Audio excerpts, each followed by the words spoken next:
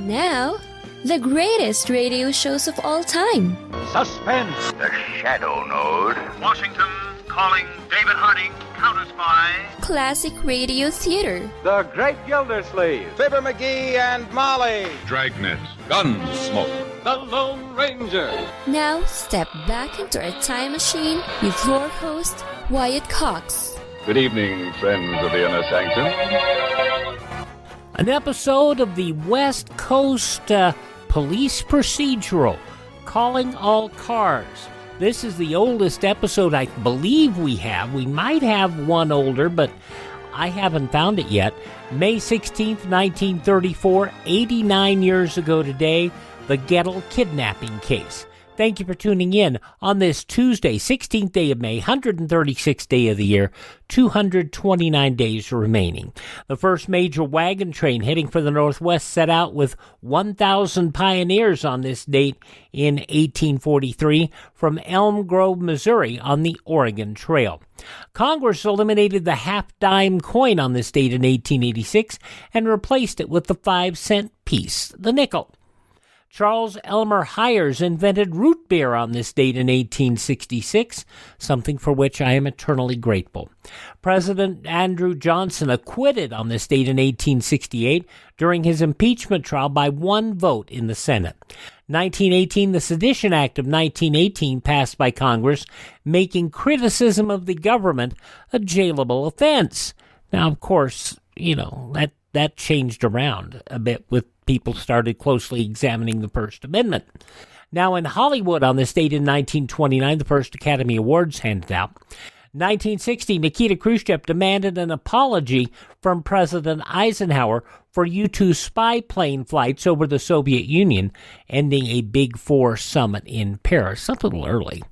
Campbell Soup Company introduced SpaghettiOs on this date in 1965 under its Franco-American brand. A report by Surgeon General C. Everett Koop stated that the addictive properties of nicotine similar to those of heroin and cocaine. I would think the points that should be gotten across are that this tobacco product contains a drug called nicotine, which is addictive. If I had my way, I would say it is just as addictive as heroin or cocaine. Koop, the only Surgeon General to become a household name, known for his work to prevent tobacco use, AIDS, and abortion, and for his support of the rights of disabled children. He passed away in 2013, kidney failure, at the age of 96. And in 2011, the 25th and final flight of the Space Shuttle Endeavour launched from Kennedy Space Center. Passing away on this date in history, Vice President Levi P. Morton, Vice President under Benjamin Harrison, the founder of Reese's, H.B. Reese's.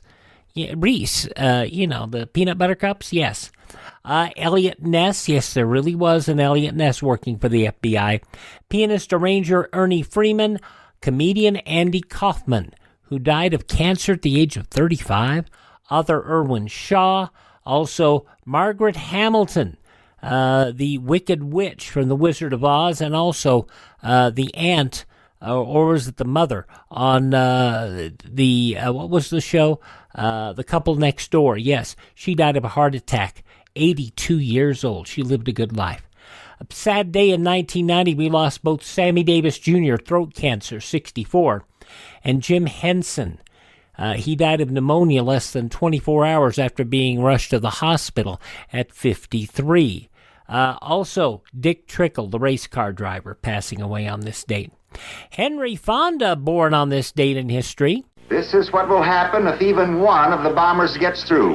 It will drop two 20-megaton bombs on Moscow. Jay? Yes, Mr. President. You might hear the sound of the engines just before the bombs drop. Maybe not. In any case, you'll hear the defensive missiles going off. Right after that, the bombs will explode. I'm told that what we will hear at this end will be a high, shrill sound. That will be the ambassador's phone melting from the heat of the fireball. When we hear that sound, the ambassador will be dead. An excerpt from the motion picture Failsafe. Henry Fonda, born on this date in history. Also, Woody Herman of the Thundering Herd, and Liberace, all born on this date, along with Howard Sprague from The Andy Griffith Show, Jack Dodson, New York Yankees and Oakland A's baseball manager Billy Martin, and Yvonne Craig, best known as Batgirl. Happy birthday number 79 to the man behind Con Air and Machete, and did some Sling TV commercials as well. Danny Trejo, 79 today.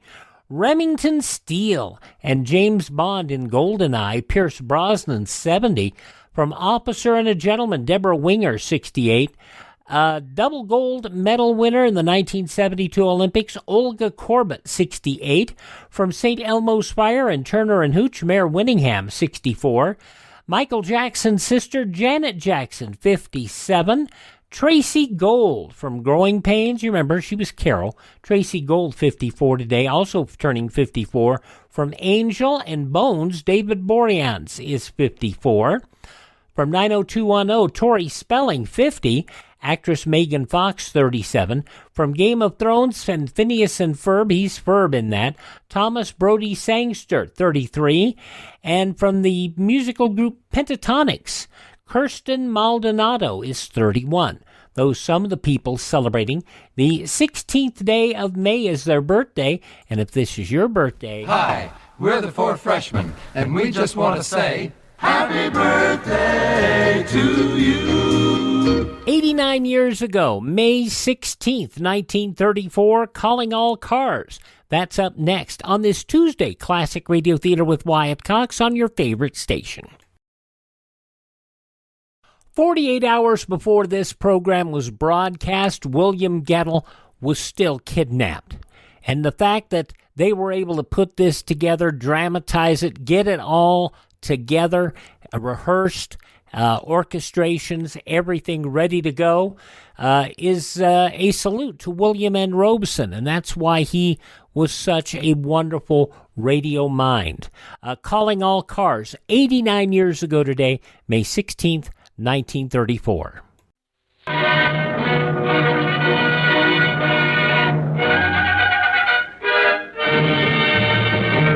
Before we begin the dramatization of the Gettle Kidnapping Case, it is our great pleasure to present a man who played an important role in the peace army which tracked down and captured the Gettle kidnappers.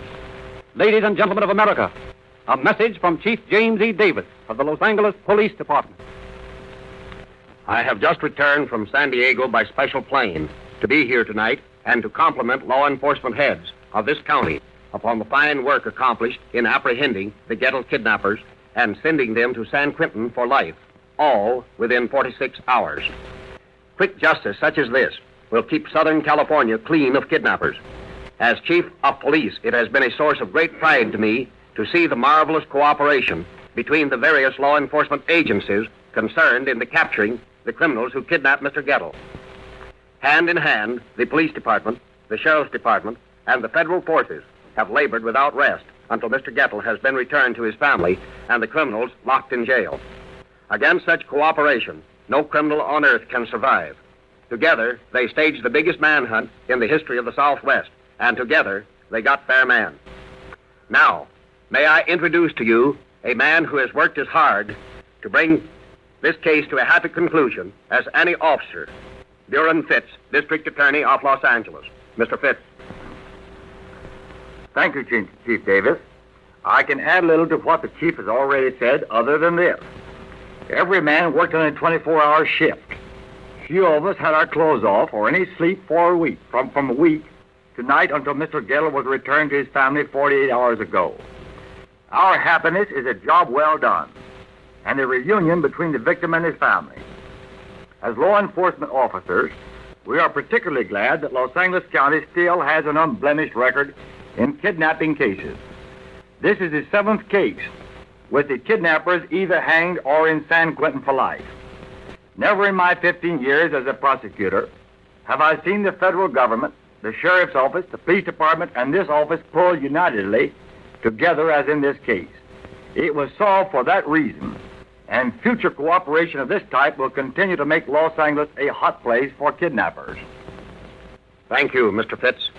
And now, may the man whose case it was, Sheriff Gene Bisculoos of Los Angeles County.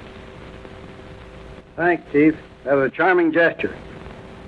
True, the Gettle case was a county case, but it is doubtful if success would have come as rapidly and as entirely without the skill, resourcefulness, and untiring efforts of the men under your command and those of federal forces and other police departments in cooperation with the sheriffs of southern counties and California Highway Patrol and many others too numerous to mention. Thank you, Sheriff Bisculoos.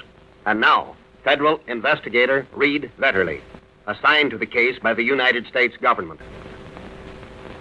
The new law on kidnapping brought the United States Department of Justice into the Gettle case. The successful solution of this case was the result of perfect coordination on the part of all law enforcement agencies. With proper coordination, crime cannot flourish in any community, and it shall be the purpose of our department to continue such cooperation. Thank you. And now, friends, you've heard the men who directed the hunt for Mr. Gettle and his captors.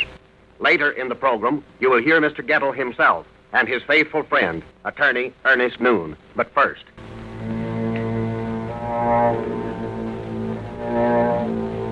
The true story of the Gettle kidnapping.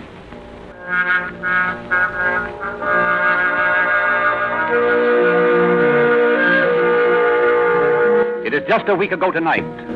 A warm midnight breeze caresses the lacy green leaves of the pepper trees and rattles the stiff fronds of a tall palm. The lazy song of a night bird drifts across the lovely garden of the Gettle estate in Arcadia, a suburb of Los Angeles. The guests, who have spent a pleasant evening at bridge, have all retired, all but one, James P. Wolfe, who has joined his host for a cigarette in the recreation house behind the mansion. Certainly it's a lovely place you have here, Bill. Yes, I've dreamed of building this house for years, and finally it's all completed, even to the swimming pool. Well, you're going to enjoy that if this hot weather keeps up. I'll say I will. But it's the kids that'll get the most out of it. Yes, I certainly have a paradise to play in here. That's tremendously important, Jim, to give the kids a safe place to play.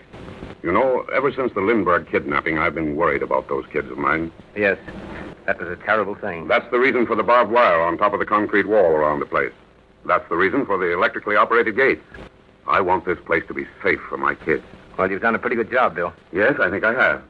Well, it's getting late. Almost 12. Shall we go in? Okay. I'm pretty tired, too. This way, Jim. It's shorter. Pick 'em up, gentlemen. Say, what is this? Keep quiet. Can't you see this gun? Now put your hands up. Over your heads. Walk over toward the wall. This ain't a heist, it's a snatch. Listen, boys. My wife's back there in the house. She's sick. Come on back there with me. I've got a lot of money in the safe. I've got $100 or more in my pocketbook. Take it and get out, will you? Listen, fella, everything you got in the house ain't enough. I said this was a kidnapping. Kidnapping? Take off your neckties. Here, Roy, tie this guy. I'll truss up Mr. Gettle. Right. There. That ought to hold you. Now, let's have that adhesive tape. Here you are. Swell. There. No, Roy, right across the mouth like this. Oh, I get it. There, that's better. All right, Mr. Gettle. Up the ladder here and over the wall. And you, mister. Stay right where you are for an hour, or else we'll come back and bump you off. Come on, pal, let's go. Look out, he's slipping. Oh, come on, hurry up. Hurt, Mr. Gettle? Oh, I think my leg's broken. Here, let me see. Where did it hurt you? There. Oh, I'll rub it. It'll be all right in a minute. How's that? I don't know. Well, come on. We got to get you out of here. Give me a hand with him, pal. Okay. There we are. All right, lean on my shoulder. We'll get you over to the car. There. All right, Roy, let's get going.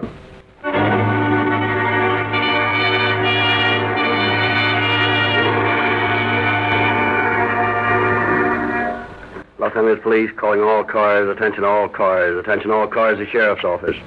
William F. Gettle had been kidnapped from his home in Arcadia by two men, described as American, 5 feet 9 or 10 inches, weighing about 160 pounds. The victim was attired in gray flannel trousers, a light tan shirt, tennis shoes. He wore gold-rimmed glasses. Go get 'em, boys. That's all. Rosenquist. Extra, all about the millionaire kidnapping. All about the millionaire kidnapping. I'm W.G. Lutze. I was a guest at the Gettle home until 5 o'clock yesterday afternoon. When I left the grounds, I saw a young woman sitting in a car by the gate. And when she saw me, she drove away as fast as she could. I'm Paul Service. I live across the way from Gettle's place. Last night at 9 o'clock, I heard a shot. I'm Loretta Turnbull, the outboard motorboat champion. Yesterday, I, too, received a kidnap threat. I'm carrying a gun. I'm S.E. Locke. Several times last week, I saw an automobile bearing an Illinois license plate pass the Gettle home. I'm a citizen of Arcadia. I heard a man screaming at midnight last night. I'm a man in the street. I think the Gettle kidnapping is the work of the Dillinger gang. I'm a housewife, and I believe the criminals who kidnapped Mr. Gettle are the same fiends that kidnapped that poor Robles baby over in Tucson. I'm Ernest Noon, and I've been authorized by Mrs. Gettle to act as an intermediary. I will deal with the kidnappers independently. Owing to the serious condition of Mrs. Gettle, who has been ill for a considerable time, I ask that the kidnappers do not unnecessarily delay reaching me. This is the only official statement from Mrs. Gettle. She has made no statement herself. I'm Boron Fitz. I'm the district attorney of Los Angeles.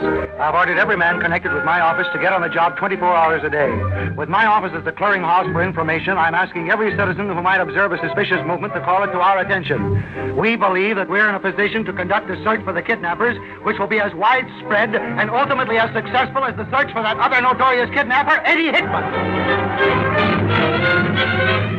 Such are the rumors, statements, garbled welter of evidence, and clear-cut expression of legal policy which developed in the first 12 hours after the abduction of Mr. Gettle.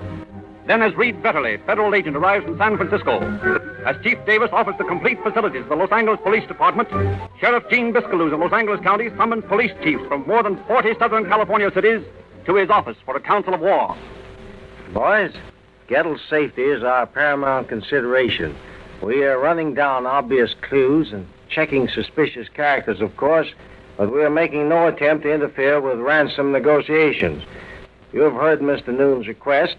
Though we have promised not to interfere with the ransom negotiations, we can intensify our activities on all stakeouts and investigations now being conducted. In other words, gentlemen, until we deliver Gettle back to his family, no one is above suspicion.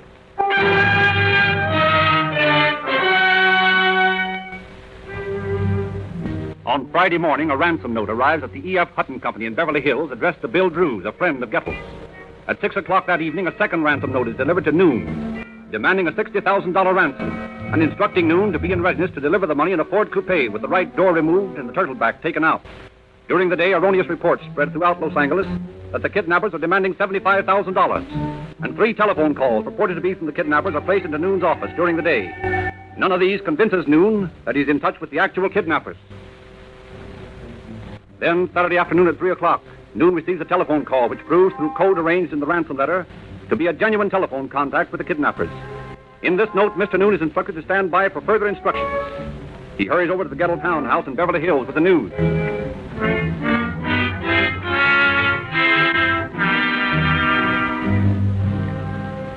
In the sun-filled garden of the Gettle mansion, the 4 children of the kidnapped millionaire, Billy and Betty, the twins, aged 8, Bobby 6, and Jimmy 4, are playing, all unmindful of the horrible plight of their father. In the darkened room on the first floor, Mrs. Gettle receives Mr. Noon. Oh, Mr. Noon. Is there any news? Yes, Mrs. Gettle. I've just received a call from a man who calls himself Percy. And that's the way the ransom note I got last night said the message would be delivered. Oh, what did he say? Well, he said to hold myself in readiness for further instructions. Oh, Mr. Noon. Oh, do you think he's all right? I have every confidence that he'll be back soon. Oh, I hope so. Oh, I'm sure he will. But, Mrs. Gettle, you have no right being up. You should be in bed. Oh, no, I'm all right. Oh, if only those terrible people would stay away. Who? The sightseers? Yes. Well, there's little you can do about them. They have no feeling. All day long, autos have driven past the house. All day long, those crowds on the lawn. Yes, and there are quite a few police here today. Yes, but they've been so good. They've not interfered with our attempts. Well, I'm glad to know that. Oh, how thoughtless of me. Those poor officers out there in the sun. Hilda. Yes, Mrs. Gettle? Hilda, take some lemonade to the officers out in the patio, please. Yes, Mrs. Gettle, right away. Mama, I want my daddy. Where's Daddy? Now, Billy, run out and play with your little brothers and sisters. But where's Daddy, Mama? Your daddy's gone away for a few days on business. When will he be back, Mama? Why, he should be back. Well, any day now.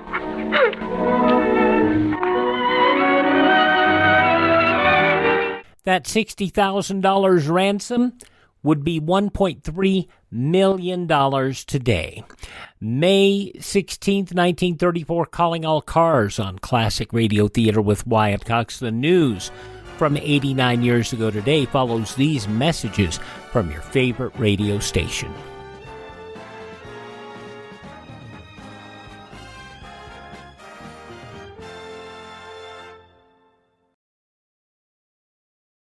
Just when you thought it couldn't get any better, Mike Lindell and MyPillow launching the MyPillow 2.0.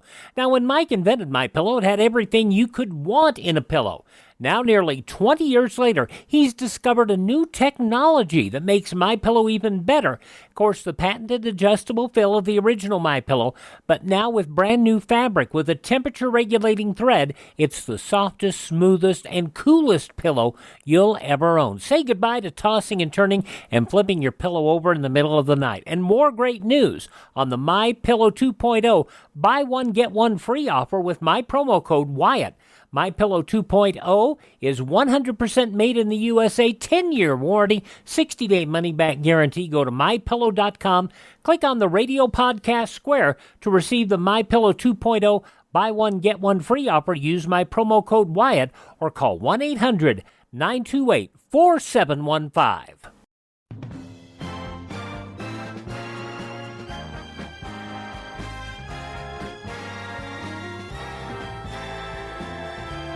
Classic Radio Theater with Wyatt Cox on your favorite station. Less than 48 hours after Mr. Nettles was recovered, this episode of Calling All Cars aired on the West Coast network of CBS. Wednesday, May 16th, 1934, in the newspapers of that Wednesday, 89 years ago. These were some of the headlines. California today served notice on gangland that kidnapping within its borders will not be tolerated, setting a record for speed since the kidnapping racket sprang into prominence in the U.S. A California judge sentenced the three kidnappers of William F. Gettle, millionaire financier, to life imprisonment. In a dramatic arraignment, just 24 hours after Gettle was released, without payment of the $60,000 demanded, they were arrested, and only 6 days from the time of the kidnapping, Roy Williams, Jimmy Kirk, Larry Kerrigan were taken before Superior Judge Charles Fricke. They pled guilty. Gettle took the witness stand for a brief period. Judge Fricke passed sentence. The men were hurried away to jail to await transfer to San Quentin Prison either late tomorrow or Friday. Meanwhile, while threats of lynch law for the kidnappers of June Robles mounted, a vast manhunt for the human fiends who tortured their little victim in a desert hellhole today spread out over mountain and wasteland. Little 6-year-old June, childishly throwing off the evil memory of 19 days in a tortuous coffin buried in the sizzling desert sands of Tucson, rapidly regained her usual health and high spirits, even as the forces of the law, numbering more than 1,000 men, were believed fast picking up a hot trail. President Roosevelt wrote a message to Congress proposing silver legislation after reaching a general agreement on principles with Senate silver advocates. It was reliably reported that a unanimous agreement was reached on a bill for enactment this session. It was said the president's message would relate to the metallic base behind the currency, including both gold and silver.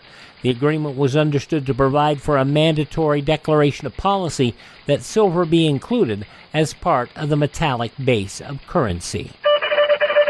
James Rolfe Jr., California's famous governor, who was even better known as the mayor of San Francisco, drew the curtains on his own accord today on a long and colorful career in public affairs. 23 years of arduous public service, the governor announced, have left me broken both health and fortune.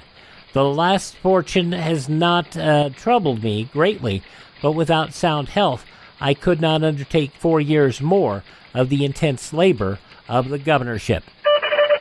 War in the Far East is predicted as a certainty by the Right Reverend W.C. White, Bishop of Honan, China.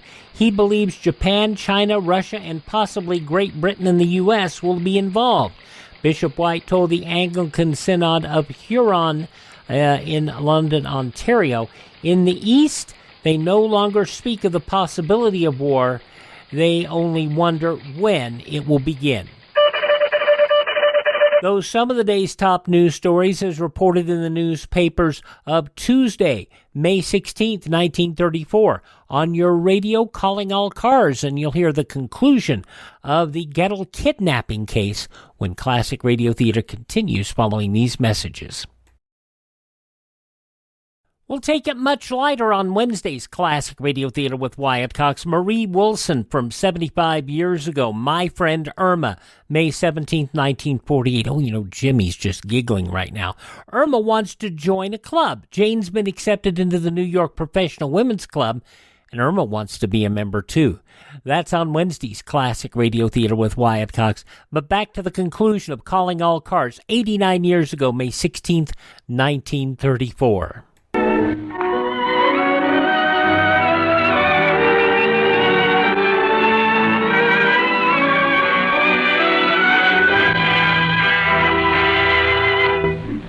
Later in the day, Noon receives a call in his office. This is Percy. Have you got the money? Yes, but I'm not satisfied with the signature. Well, what do you want me to do about that? Now, look here, if you're really on the level, and you are holding Bill Gettle, ask him these questions. First, what did I play with on my one and only trip to the ranch? And second, who was in the automobile on that trip? Okay, I'll call you back.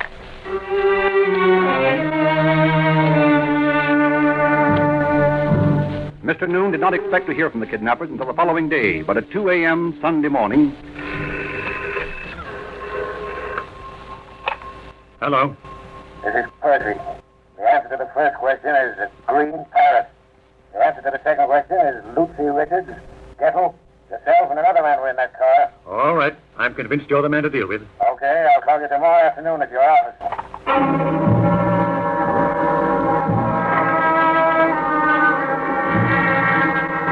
Mr. Noon confers with the Bank of America through Mr. Charles E. Carrillo, and the bank agrees to forward the money for the ransom. 2 employees are kept on duty all day Sunday to provide the money. Early Sunday afternoon, the intermediary receives another telephone call. Noon speaking. Have you received a letter? Yes? Have you got the money? Yes, I can get it when necessary. You have $60,000? Yes? Have you got it with you? No, but I can get it whenever you want it. Swell. I'll call you at 8 o'clock and tell you what to do.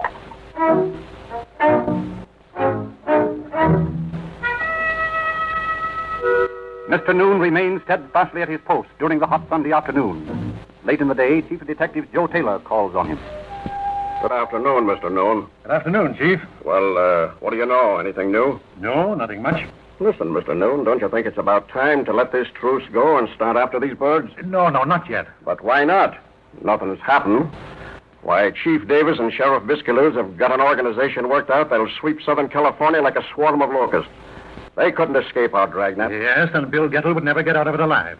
How do you know he is still alive? Well, I feel sure he is. Come on, Mr. Noon. Something's happened. What is it? Well, I may as well tell you, Chief. I'm waiting for definite orders from the kidnappers. They've agreed to $60,000, and they're to call me at 8 o'clock. They have? Yes. Pardon me a moment. Certainly. Hello? Heard the instructions, Noon. Yes? Get a Ford coupe. Yeah? Well, you told me about that in your letter. Yeah, I know I did, but I want you to get it right. Take the right-hand door off. Yeah? Get the money, and when we call you tonight, come alone. Very well. Something hot? Yes.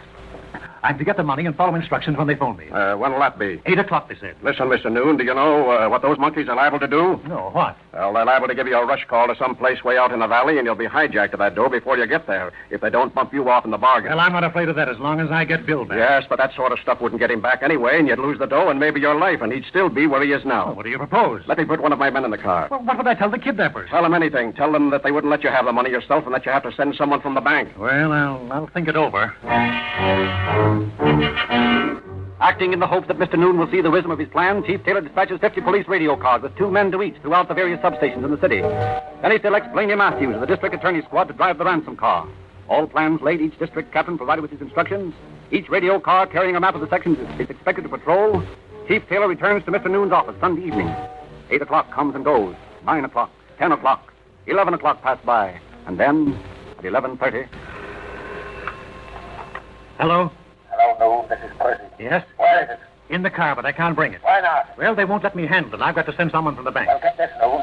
I don't give a damn who brings the money. Send a cover if you like. Fetch it any way you want of it. Get that dough to us. All right. Now get this. Tell your man to come over Coenga Pass to Laurel Canyon. Halfway up the canyon, you'll find a stake with a handkerchief. At the foot of the stake, you'll find a letter with instructions. Very well. Get that dough to us and get it to us right away. Blaney Matthews drives the ransom car, followed at a quarter mile by a police car. Weaving through the swift traffic at Coenga Pass, he finally reaches the canyon and turns into the blackness of the country road. The soft hills looming above him. Driving carefully, he watches for the stake. Sees it, stops the car, finds the letter, reads it, drops it on the road, and drives on. The tail car swiftly approaches the spot where Matthews had dropped the note. How's the note? Pick it up, Fred. I got it. Let's get out of here fast. Okay. What's it say? Turn your dash light on. Thanks. It says, go down Crenshaw Boulevard to Florence. Go east to Alameda. And south on Alameda to Firestone. Drive slow. Not over 20 miles an hour all the time. At Firestone, you will find another handkerchief with a letter. That means we got to get to the nearest phone and send that dope into headquarters. The setting for a thrilling detective story is laid. Cryptic messages in the dead of night. Instructions carried out to the letter. The story runs on in perfect form as Chief Davis, allowing Matthews time to get into the hot area, dispatches his 50 police cars to blockade every cross street and boulevard in the region of Firestone and Alameda. The tactics work perfectly, but the kidnappers do not appear to claim the ransom.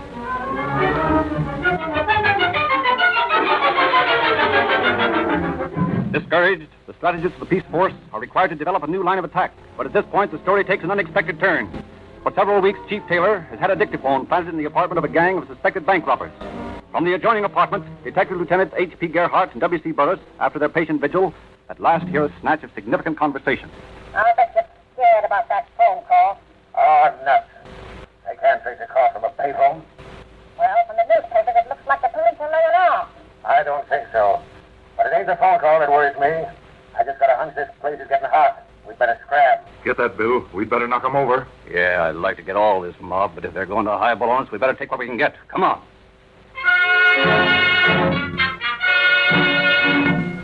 The man and the 2 women in the apartment are arrested and brought into Chief Taylor, who recognizes the man at once as Jimmy Kirk, once a power in the alcohol racket. A search of the man's person reveals nothing of interest with the exception of a card on the back of which is scrawled a license number and an address. Chief Taylor, fingering this card, faces Kirk across the desk in his office. 3S9267, 723 Linden Avenue. Do you know whose address and license number this is, Jimmy? Yeah, Gettle. How come you to have it? Oh, I just read in the papers about the kidnapping, so I drove by the house in Beverly Hills. I saw the car out there, so I just jotted them down. Why? Oh, no particular reason. You're in a pretty hot spot, Jimmy. Well, what do you mean? Did you ever hear of anyone called Percy? No. Why? How many times have you used a dial phone since Sunday night? What do you mean? You know what I mean. You phoned Sunday afternoon from the 8200 block on Santa Monica Boulevard. What would I be doing there? You were in there over an hour drinking beer. You called Mr. Moon from there. I don't have to go into detail with you, Jimmy. You were in on this kidnapping deal from the start. Why, in 10 minutes, I'll get 10 identifications on you. We've got you, Jimmy. Harry Seeger. That's it. This is your man, Harry. He's the fellow who did this telephoning. Now, look here, Harry. I got to go over to Gene Biscalew's office, and I want you to stick with him until you find out where Gettle is. Okay, Chief. You might as well come clean, Jimmy. You'll save us all a lot of trouble. So long. Say, look here, Seeger. I don't know what this is all about. Not much, I don't. With Gettle's license number and address on this card. What's this? What? What's this card? W.N. Zinner, real estate, Locker Center. I don't know nothing about it. Oh, yeah? Hello, Miss Thompson. Get me W.M.N. Zimmer, Locker Center. He's a real estate dealer. Hurry up.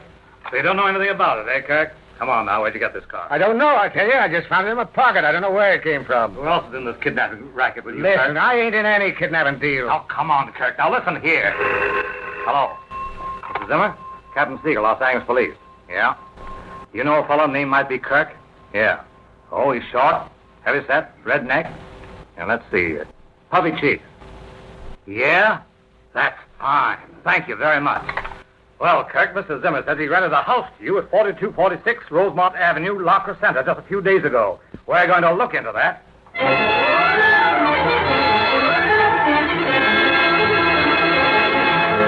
Captain Sigurd turns over his momentous information to Sheriff Biscaloo. And within 30 seconds, a police car bearing Deputy Sheriff Harry Brewster and Jack Southard, investigator for the District Attorney's Office, has careened out of the driveway by the Hall of Justice, and siren screaming tears through the traffic of downtown Los Angeles, out through quiet Glendale, through the flood-ravaged town of Montrose, up into the foothills of Sierra Madres, up to Locker Center, to the address on Rosemont Avenue. The two men leap out of the car and rush up the front steps of the house. Get around the back, Tim. Yes, sir. Come on, Brewster, let's push it then. Oh, come on, let's go. Hey, there goes the guy through the window. Get him, Tim. I got him, sir, but another one got away. Where? Off the back way. He's got too big a head start to run after him, but we'll pick him up soon enough. Oh, let's find Mr. Gettle. Hey! Hey there! Hey, he's in here. Well, Mr. Gettle, you don't know how glad we are to see you. Boys, you don't know how glad I am to see you. I'll bet. Here, wait till I cut these ropes loose here. There. Well, we got two of your kidnapping friends, sir, and it won't be long until we get the third. Good. And now can we go? Can I go back to my family?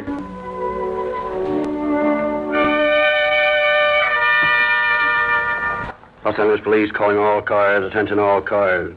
Attention all cars to Sheriff's Office. Pick up Larry Kerrigan, warrant for Gettle Kidnapping, described as 28 or 30 years of age. 5 feet 9 inches tall, has reddish hair, sallow complexion, slender. Bring him in. That's all. Rosenquist. Detective Bureau, Captain Stensman talking. Hey, you know Larry Kerrigan, don't you? Do I? I'll say I do. Where is he? Over here on North Broadway. Kerrigan is quickly apprehended and arrested, and quickly he confesses. Williams, too, confesses, and both men implicate Kirk. The alleged brains of the kidnapping mob is brought into Sheriff Biscaloo's office and made to listen to his colleagues' confessions before a room full of police officers. Well, Kirk, you've heard the statements of these men. Have you anything to say? Sure, it's just a lot of lies. I don't know why they're trying to bring me into it. Is there anything to add to these statements? Yeah. Will somebody take these cuffs off of me and let me take care of those two dirty stool pigeons? Is there anything you want to add to their statements, Kirk? Oh, nuts. What's the use? It's all true. Everything they said's true. Just 24 hours ago, the grand jury returned an indictment accusing Kirk, Williams, and Kerrigan of kidnapping Mr. Gettle. 14 minutes later, the three men stand before Judge Prickey. He reads the indictment to them and then pronounces judgment. Roy Williams, Jimmy Fred Kirk, Larry Kerrigan. It is the judgment of this court that you be confined in San Quentin prison for the rest of your natural life.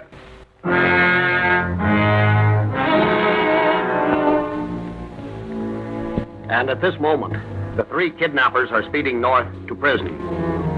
The greatest manhunt in the history of California is at a successful end, and California's reputation is still spotless, for never has a kidnapper in California successfully escaped the penitentiary. And now, friends, before we leave you tonight, I want to introduce to you Mr. Ernest Noon, faithful friend of Mr. Gettle, a man whose head never touched the pillow from last Wednesday until last night, when he knew that Bill Gettle, his friend, was safe. Mr. Noon. If it were not for you, Chief Davis, you, Bjorn Fitz, and you, Gene Biscaloo, and the rest of you, including the Department of Justice agents, I doubt Bill Gettle and myself would be alive today. I say this because Kirk has admitted that he thoroughly intended to kill the man who drove the money car.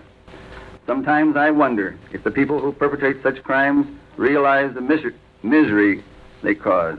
Sometimes I wonder if you out there who hear my voice realize it after you read the sob stories about such vicious criminals. There is only one sort of payment, but then I am not the law. I am only a lawyer.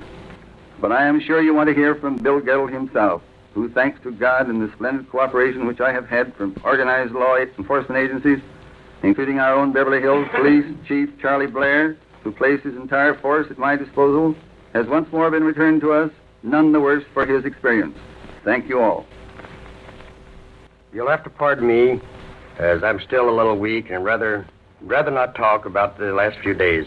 I've only come down here tonight because I want to publicly thank everyone who helped the greater part of my life, the opportunity to return to my family. I also hope this purpose will give others the same admiration for the foresees of the law I have gained in this rather awful affair. It's in a little like a dream that I have this broadcasting studio tonight to go home again and thank you. And thank you, Mr. Gettle, Chief Davis, District Attorney Fitz, Sheriff Biscaloos, and all you other kind people who have given of your time to make this momentous broadcast possible.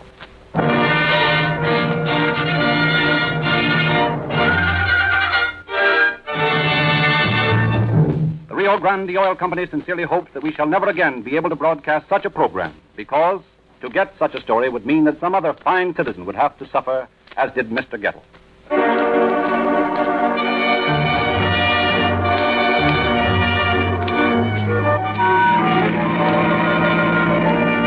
Los Angeles Police calling all cars, attention all cars, cancellation broadcast 25 regarding a kidnapping. Suspects in this case are now in custody. That's all. Rosenquist. This special episode of Calling All Cars was written and produced by William N. Robson, who worked unceasingly for 36 hours to make tonight's timely broadcast possible. This is Frederick Lindsley saying good night for the Rio Grande Oil Company. And realize this: script, rehearsal, and broadcast. Less than 48 hours. Music, everything, sound effects, all done in less than 48 hours in a non-digital age. It was all live. Calling All Cars, 89 years ago, May 16th, 1934, on Classic Radio Theater with Wyatt Cox. Visit our webpage, classicradio.stream. Stream our shows on demand. Find links to places where our podcasts are available. You can also find our social media links there on the Twitter machine and Facebook. And you can also contact me and buy me a coffee. That helps us acquire additional classic radio collections and rarities like this episode of Calling All Cars. That's at classicradio.stream, classicradio.stream. Thank you so much for tuning in. Tell all your friends the greatest radio shows of all time are right here at this spot on the dial. Classic Radio Theater with Wyatt Cox on your favorite station. Have a great Tuesday.